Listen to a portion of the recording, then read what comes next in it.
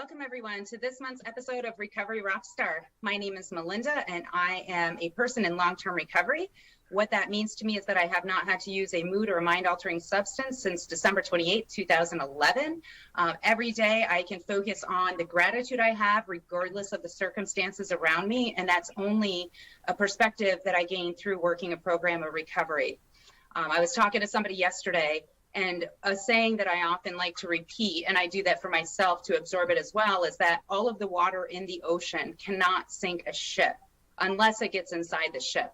So when I look at some of the trials, the negativity, and the struggles that are going on around us, especially these days in light of a pandemic that's lasted over a year, I'm reminded that if I let good in, I'll be able to stay afloat, stay strong, help other people. If I let the bad in and the negativity, it's only going to sink me. And I'm grateful that I have a program of recovery that teaches me that it's an everyday commitment. When I wake up in the morning, I need to recommit, get balanced, do prayer, meditation, reach out to healthy, sober individuals, and then go about my day being of service to God and my fellows. And I'm grateful that I have the opportunity to do that. So I just want to briefly, once again, remind everyone about Narcan, the overdose kits, also known as naloxone.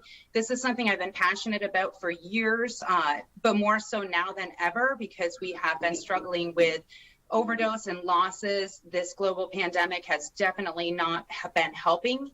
However, Narcan is available through pilot programs across the state of Vermont. So I really encourage people to contact the health department or look up the pilot sites in your location. In our area alone in Franklin County, we have the Howard Center, the BART Clinic, the Turning Point Recovery Center.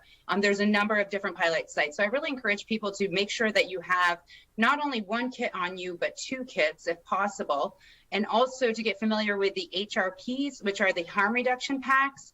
In those harm reduction packs, there is the Narcan, as well as gloves, some sterilization, some lip balm, a lot of information and referral resources for people who are seeking treatment and recovery, as well as family members that are looking for services. The literature in those bags is extremely valuable. So I really encourage people to make sure you have that in your household. Keep it on your person. When it's not too cold or too hot outside, it can be kept in your car. There's storage information on how to store the Narcan, but more than anything, knowing that it's available to anyone, regardless if you know somebody who struggles with addiction or not. If you leave your house, if you go to a store, you never know what you might find in the parking lot. And it's better to have a kit and never need to use it than to need the kit and never have one on you. So I just really encourage the public to get kits on you and help us fight this fight, because even though a lot of struggles are happening around us, we know that there's hope. People can and do recover. And that's why we do this show. So this month, I'm extremely grateful to be interviewing somebody that I don't know super well. And historically, when that's the case, I have so much fun with those interviews because I'm learning new information about the person I'm interviewing. And yet when connecting with Chris prior to this morning, in the little amount of time that we've been able to connect, which has only been a few times, I can already feel that connection as being people in recovery, that we have a common bond. We don't want to die of the disease of addiction. And that's very intimate to share with people we've never met. So there's a special kind of connection that comes with fellows in recovery. And I'm grateful that today I get to learn about a journey of Christopher. So first I want to say, Chris, welcome to the show. Thank you so much for joining. And I'm just going to ask you a little bit about yourself. Tell us, who is Christopher? What did your younger years look like? Okay. Thank you for having me, first of all. And yeah, I'm Chris, I'm an addict. So my younger years were pretty good. Besides my dad wasn't around, he'd come around like a holiday once every few years. And everything was good until I was like about 10. You know, my mom really worked hard to make sure I had the things that I wanted. And from there, so my father lost his leg due to a motorcycle accident, and he came back in the picture a little bit. And he was on a lot of pain meds because of, you know, the accident and losing his leg. And my mother left him originally because he wouldn't give up his drug addiction. And so from there, I started seeing him more often. And but he would continue to like blow me off on you know, holidays, family events and stuff. And for some reason, I always tried to like have a relationship with him. And he was so stuck in his addiction that I believe he just couldn't feel it. And so my mom ended up relapsing. And from there, we were staying with one of her boyfriends, and in and out, she was in and out. We were in and out of battered women's shelters from her boyfriends beating her, and another reason she left my father too. And so she ended up getting arrested. And in the state of Rhode Island, like, it works like you can make a phone call from the police station, but once you get to the prison, you got to wait for like your numbers and your PIN to clear. So I stayed with her boyfriend for like 2 weeks. My grandfather came, picked me up, and I stayed with him for about a year. She actually completed the old Marathon House, which is now the Phoenix House in Exeter, Rhode Island, 20-something years ago. And I moved back in with her, and then the same thing happened, and I ended up in DCYF care this time. You know, my grandmother had like a $500,000 house in Warwick, and she brought me to the police station. She said she couldn't take care of me. I held resentments from that, a lot of resentments, because some of my family was, I wouldn't say well off, but they were doing okay, and they could have took me in, but she just felt like she couldn't handle it or whatever. So I ended up in DCYF custody, a lot of group homes. I would always run. I never stayed there and gave it a chance. And I always went to like my best friend houses, to the neighborhood that I grew up in. So on that part, like one of my best friend's family ended up, after me staying there for a month, they started to like ask questions, and you know, and I called my DCYF caseworker. They adopted me, and because of all the stuff that went on, I started smoking weed, and you know, thinking that was a cool thing to do, smoke weed and sell weed, and it wasn't, you know, and I'd end up in arrested because of, you know, possessions of marijuana. So they put me, because I was awarded of custody, they put me back in the training school until a 90-day DCYF bed became available, communities for people, Whitmarsh House, places like that. And I would run again, and I'd go to another best friend, and that happened 3 times. So I had 3 separate families with kids that I all grew up with, that their parents adopted me, and I was blessed to have that. At the time, you know, I looked at it like, I didn't believe that, you know, in a God, or I wasn't very religious. It's like, how could people do this, you know?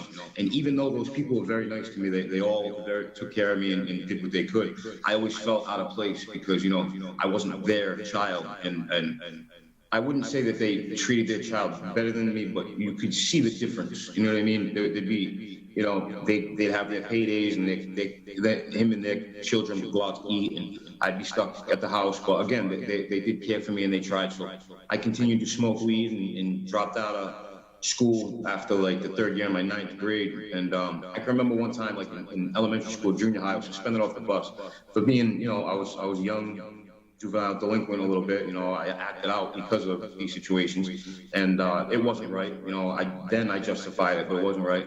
I can remember being suspended off the bus, and I rollerbladed to school one time. When I got there, I forgot my shoes, and that's when I kind of gave up with school. I mean, I continued to go, but I didn't try. And so from there, again, I started messing around with like cocaine and ecstasy. And people used to say like marijuana was a gateway drug, and I would fight them tooth and nail. No, it's not. No, it's not. And you know, little did I know that it really was, because after smoking marijuana for so long, that it didn't do it for me anymore. I just wanted something else. And so people used to start to trade me a lot of like different prescription pills for marijuana, and I got into those. And I started messing around with some opiates. You know, I dislocated my knee, and they prescribed me Percocets, and that just led to a little bit of an opioid addiction that, you know, it killed me. You know, I wasn't alive. I was alive, but not living inside. You know, it makes you cold to everything around you, and you know, numb. I chased that numbness. Like I've done a lot of drugs, and opiates was my drug of choice though. But if other drugs were around, I would do it. If I had money just for one, I'd go with the opiates. But you know, I would sometimes, and my addiction tricked me. Sometimes I got clean a couple of times. My first starting was like 2010, and it was more court affiliated, court reasons. So I just did it to appease the court, and so like I said, people used to trade me pills for weed, and one time I found out about these pills called Oxycontin, 80 milligrams, the green monsters, people call them. So me always trying to have a relationship with my father, I would always go over there and start the party, you know, on the cocaine, whatever, whatnot. And I would continue to try and do that, knowing that, you know, and I would treat my mom differently. You know, I would give her more of a hard time, even though she was the one who was always trying. And my dad was just so numb, like he didn't, like no compassion, you know, he didn't love. And I kept chasing that, so I'd show up like every weekend after, you know, a week of hustling or whatever, trying to have a relationship with him and thinking, well, that's the only time that we bonded was to get high. And then I find out that he was prescribed these 80 milligram pills, and you know, I sold those for a little while, and I didn't realize what people were paying so much money. You know, people were paying like $40, $50 for one pill, and you know, curiosity got the best of me, and then somebody said that they liked Percocets, so I started taking those, and I can remember getting high with these two women, and I can remember like daily they would buy just one pill, and I got to the point that I was doing like 5 of them, and I didn't understand how they would still just getting just as high.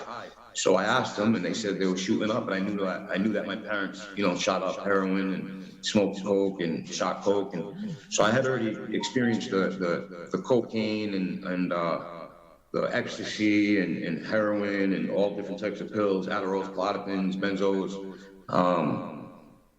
So I, again, getting clean a couple times, I told myself, or my addiction said, well, after a hard day of work, I can have a beer.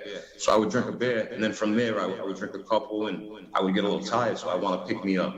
And then I'd go back to smoking coke, and from smoking coke, now I'd want to come down, the landing gear. And I'd go back to the heroin. But it started with the Oxycontins. So I ended up starting to shoot them, which I told myself I'd never smoke a cigarette. I told myself I'd never do drugs because of my parents, because of the way I was raised.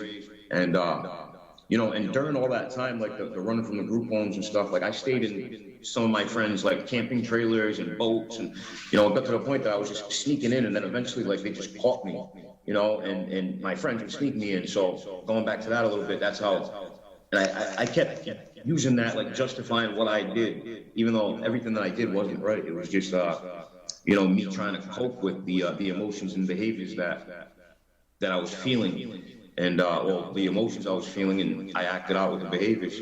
So you know, I kept using, and once I found heroin and Oxycontin, that was like, I like to be asleep. I didn't like, at the time I had like ADHD a little bit, and I was very wired until I started in prisons. A little bit of my story. I've done and like I said, the court system, so every time I go into prison, and I'd be very sick, dope sick. And this is before, now in Rhode Island, now they let you either stay on methadone, or before, if you were on methadone, they would detox you right away, and they never allowed Suboxone. But I'd always go in sick, and I put myself through hell, like literally hell. I'm sure a lot of you can, or some people can understand. You know, like you don't feel comfortable in your own skin, like you want to kill yourself. And I wanted to at certain points. I've tried at certain points, and you know, once you're in that addiction, that loneliness, that you know, the stinking thinking, the negative talk to yourself, you know, I couldn't get a positive outlook on anything. You know, nothing was like enjoyable anymore once I got to that bad habit. I maintained sniffing heroin for a long time, you know, and working. And then once I went to, you know, shooting the oxys and the heroin, I couldn't do it anymore. Like I was deathly sick. So I always stayed away from methadone for a long time. This is before Suboxone came out. And because my dad, after the prescription pills, he's been on it like his whole life. It seemed like, well, for a long time. And I just seen what it did to him. He had no life, you know. He was getting SSDI or whatever. So he would just smoke for like the first week or two because he was on disability, his roommate was on disability, and his girlfriend was on disability. So they'd all smoke for like a week or two. They had no life, no existence at all. And I hated that. So I told myself, oh, it's the methadone, you know. I'd rather, the way I looked at it was, I'd rather be high and sick half of the time than on methadone full time. And I tried to do that for a while, and it didn't work. And eventually I got on the methadone and Suboxone, and Suboxone first. And I started to sell them. You know, I never made it to actually taking them. I'd get the month prescription, but I'd only take them a couple of days just to get them in my urine, and then I'd sell them all to get high, and then I'd be sick the rest of the month. So then finally I gave methadone a chance, and it does work. It works great. You know, for people as an MAT to try and get clean. And, yeah, when they're not abusing it, right? exactly. If they're not That's the key. abusing it. Yes, if you're not abusing it, and I don't want to be on it my whole life. I've come down 30 milligrams in the last 5 months. I do plan on getting off because, going back to like not being able to enjoy things, they say like how they talk about the post-acute withdrawal syndrome, the pause, that the chemicals in your brain don't get right for like 18 months to 2 years. And being on even an MAT, I believe those chemicals aren't going to still level out right. But like, I can remember like even getting clean for a month, 2 months, 3 months, and I'd still be miserable. I still wouldn't enjoy anything. Like the way I tried to like explain it, like how it releases the endorphins, the dopamine, the serotonin.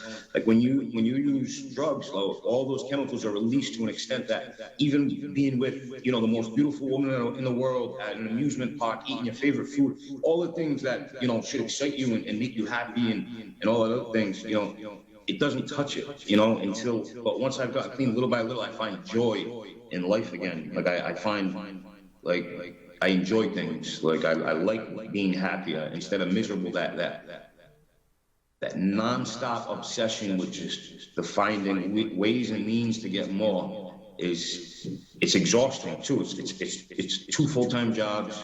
Nothing beneficial ever comes out of it.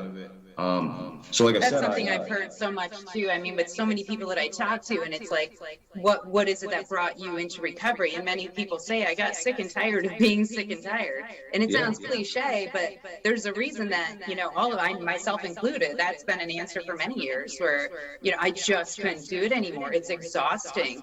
So for you, it sounds like obviously, you're one thing I love, especially you're highlighting the pause, the post-acute withdrawal symptoms. And there's still a lot of people that don't understand what that is and how it works, but just for the viewers to understand, it's basically when a person is finally no longer using illicit substances, there's a point where you get to almost 3 months and all of a sudden you feel as if you're in withdrawal again or you're dope sick again. And then that happens at 6 months, at 9 months, and a year, and it is the process of the brain repairing itself.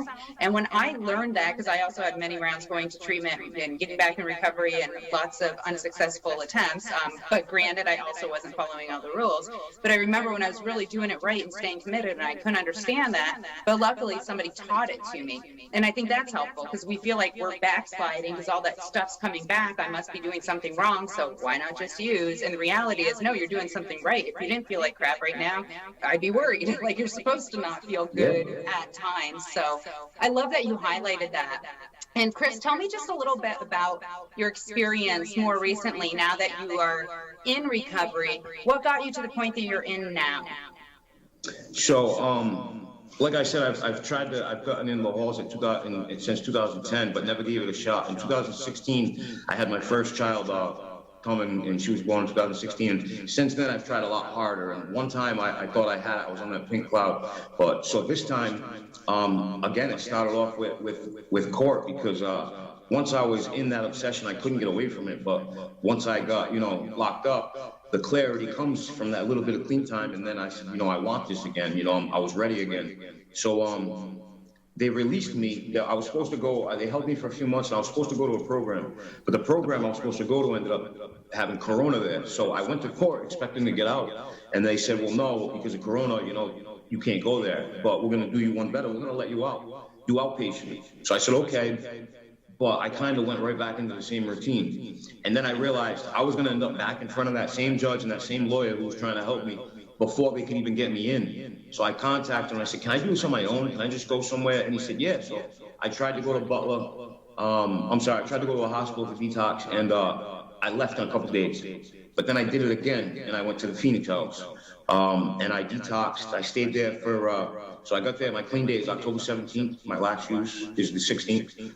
So it's actually been exactly 5 months, which is great. And Yay! Yeah, so I went there, and now I was there October 17th. On the 20th, now my finger swelled up but anyway, so I had to go to the hospital. I came back and since, so I could have left after 90 days, and I stayed there longer. I wanted to stay longer because I've done 90-day programs before, and it works for a little while, but I need that consistent structure, that consistent routine. You know, I need it driven in my head because, again, going back, I never had any of that. I didn't have somebody to teach me. And when I did start coming to halls in 210, I didn't open up. I didn't talk. I didn't express myself. I didn't understand. I compared instead of related, and none of that ever worked. But so since then, I stayed there longer, and now I'm at another program in Narragansett, and it's great here. Like I was out 5 days. I took a bicycle to go look for work. I got an appointment to get a duplicate license again. I found work at this being a garbage man. You know, that's fitting because you know I was putting everything in my body being a garbage can, Yeah. and you know.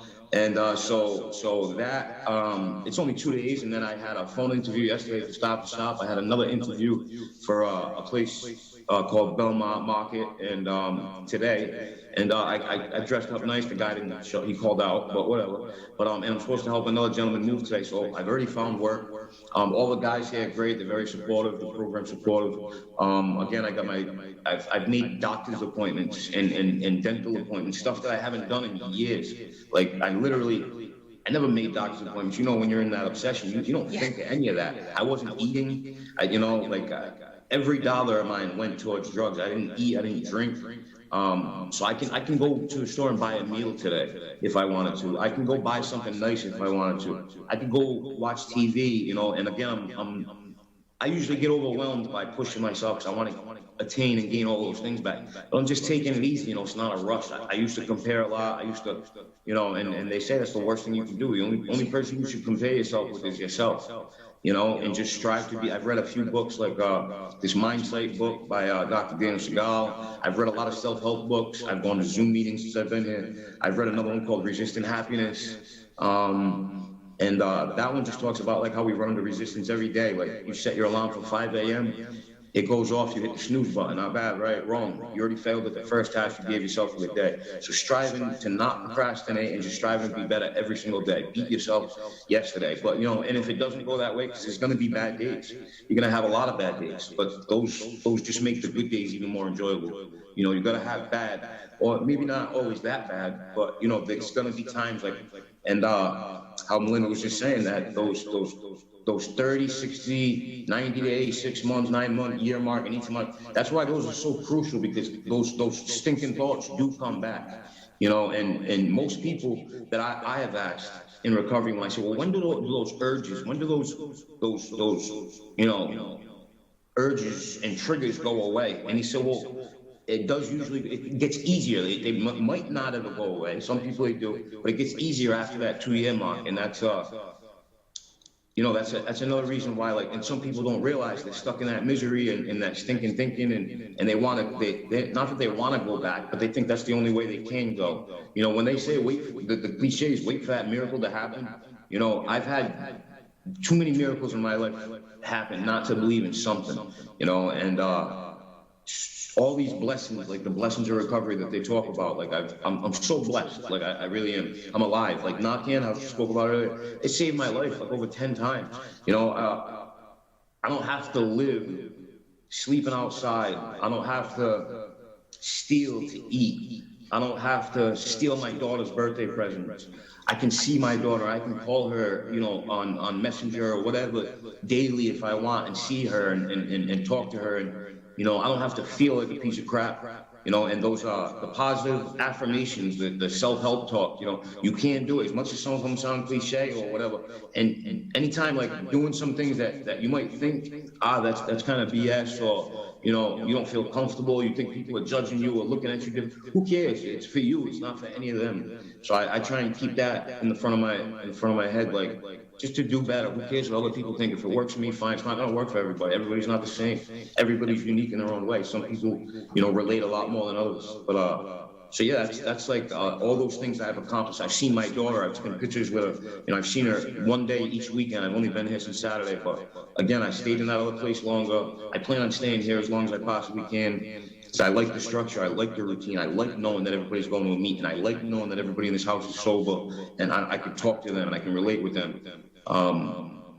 I love that Again, you're saying this, Chris, that you're highlighting, especially like the after piece of like you made that decision, you got into a safe place. And I love how you keep highlighting that being in a safe, supportive, substance-free house is like a huge piece of the answer. And how you're also talking about like that structure is key. And I think, last month, and I'm gonna have to send you the link because I do want to send you some links, but last month I did an interview with Bethany Tebow and Bianca Blakner with Phoenix House. So they're in different locations, but that was something we were doing a lot of advocacy work for recovery residences. I'm also on the board of directors for the Vermont Alliance for Recovery Residences. And we're really wanting to raise awareness on how critical having these safe residences are. So if somebody's coming out of jail or coming out of treatment and they're going right back to the same place they were before, it's not that it's impossible that they can be successful, but there's a lot more, it's a lot more of a struggle. So the fact that you're highlighting like where you're at and also like the brotherhood you're building, right? Like the relationships you're developing, like those are all key pieces for people in recovery to be connected, right? The opposite of addiction is connection. We hear that all the time. And there's global pandemics, so many people retracted, and yet it's like you have to connect more than ever. Do it safe. You don't have to, be within 6 feet of somebody to make it a connection, but it's more critical than ever to do like Zoom meetings and to do virtual, and when it allows for weather, go outside and do meetings and all that. So I love that you're highlighting the solutions and what's helping you. So as we're wrapping up, which it stinks that we have to wrap up because I feel like I could just listen to you all day long. But what would be your feedback for people who are struggling with addiction and the family members who are just looking for a little bit of clarity on, is it possible to recover? What would be your thoughts? I definitely believe it's possible to recover. My thoughts on that is like, so there was 4 keys that I learned. It might have been, I don't know what type, but, building and maintaining motivation, coping with urges and triggers, dealing with emotions and behaviors, and then living a balanced life. And then there's like the dimensions of recovery, like the physical, spiritual, emotional, environmental, financial, I believe career, but and again, the cliches, the how, honesty, open-mindedness, and willingness. The willingness and not telling yourself that this is BS, but it works. Like if you work it, how they say, again, all those sayings and the suggestions. When they say the suggestions, it's not them just saying it. It's because it works. It's because they've experienced it. And again, when I got into it in 2010, I didn't want to hear it. It was all my way. That thy will be done, not my way. My way doesn't work. I know that. And again, the help, like you said, getting the help from people. Don't be too ashamed or prideful to ask. A lot of people, some people do it on their own, but a lot of people can't. Like you said, the opposite of addiction is connection, and living that balanced life. But again, try, open up. I would do anything to go see my dealer. Anything he said, if he said walk 10 miles in the snow both ways, barefoot, I would probably do it. So these little suggestions, just give them a shot. And the family, some of them TED Talks I watched that, like about the rat park, and the other one, like I tried to explain it to one of my family members. You need it, like it starts off as for me, I believe it starts off as a bad choice. And then once you do it, though, you need it like you need to eat, breathe, and sleep. And if you can't have any of those, you're going to fight tooth and nail until you get it. So thank you so much, Chris. Yeah. I appreciate you so much. I feel like you have ended the show on such a strong note. We are so grateful to you for sharing your story. I thank the viewers for watching. My gosh, if this interview doesn't show you that there's hope and how to do it, the honesty, open-mindedness, and willingness, just keep on watching the show. But again, thank you, Chris. Thank you to all the viewers. Looking forward to seeing you all next time on Recovery Rockstar. Thank you. Have a good day.